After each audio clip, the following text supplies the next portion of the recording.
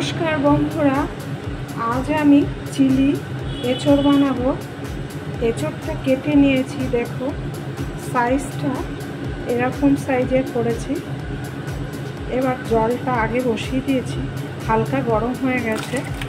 এঁচড়টা দিয়ে দিলাম, হলুদ দিয়ে দেবো, এবার সেদ্ধ করতে হবে। নুন দিয়ে দেবো। চিলি এঁচড় বানাতে কী কী লাগবে আমি দেখাবো। এবার ঢাকা দিয়ে দেবো, সেদ্ধ হবে। ঢাকনাটা খুলবো, এঁচড়টা সেদ্ধ হয়েছে কিনা দেখি। দেখুন সেদ্ধ হয়ে গেছে। এবার নামিয়ে ফেলবো, ওভেনটা বন্ধ করে দেবো। বন্ধুরা, চিলি এঁচড় বানানোর জন্য আমি কী নিয়েছি: টমেটো, ক্যাপসিকাম, পেঁয়াজ, রসুন, আদা, লঙ্কা কুচি, আর এঁচড়টা আমি সেদ্ধ করে নিয়েছি। এবার আমি এঁচড়টা কী দিয়ে মেখে নেব: কর্নফ্লাওয়ার 2 চামচ, ময়দা 2 চামচ, সেদ্ধর সময় নুন দেওয়া আছে, বুঝে দিতে হবে, অল্প নুন দিলাম। আদা রসুন 1 চামচ, দুটো মিশিয়ে 2 চামচ আছে। কাশ্মীরি লঙ্কার গুঁড়ো, গোলমরিচের গুঁড়ো, সয়া সস অল্প দিলাম। একটা ডিম ফাটিয়ে দেবো। এবার মেখে নেব।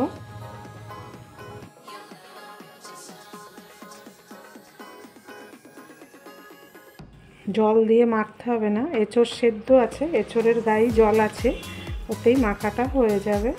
দেখুন আমার মাখাটা হয়ে গেছে, কত সুন্দর হলো মাখাটা। তেলটা আগে বসিয়ে দিয়েছি, গরম হয়ে গেছে। এবার এঁচড়গুলো ভেজে নেবো একটা একটা করে।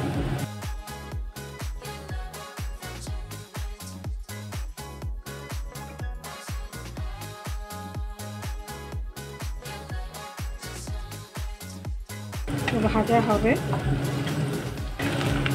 ভাজা হয়ে গেছে। এবার উঠিয়ে নেব।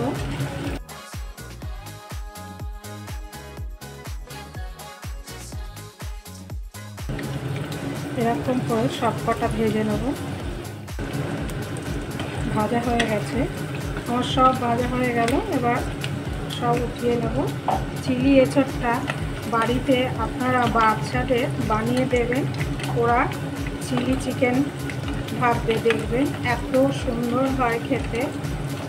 এখন তো এঁচড় কচি কচি পাওয়া যায়, কচি এঁচড় এখনই বানালে খেতে ভালো লাগবে। এরপরে তো দানা বেরিয়ে যাবে,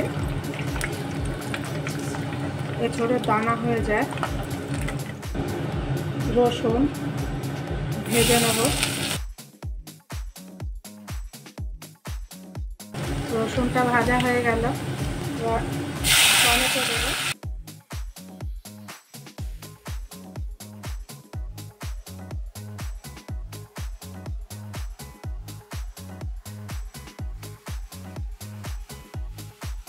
লঙ্কা কুচি দেবো, আদা কুচিটা দিয়ে দিলাম, পেঁয়াজটা দিয়ে দিলাম, ক্যাপসিকামটা দিয়ে দিলাম।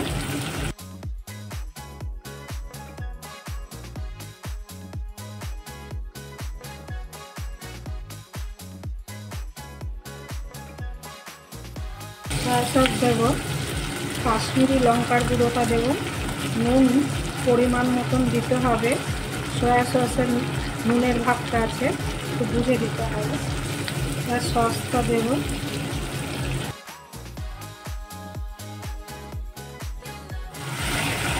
হাফ চামচ গোলমরিচের গুঁড়ো।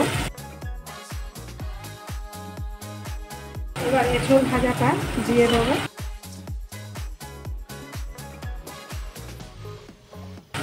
এঁচড়টা মেখেছিলাম গামলার ভেতরে, সেই গামলা কর্নফ্লাওয়ার আর ময়দা গ্রেভির জলটা দিয়ে দিলাম। আমি চিনি দিচ্ছি না, এটা ভাত দিয়ে খেতে হবে বলে, বেশি মিষ্টি হলে খেতে ভালো লাগবে না।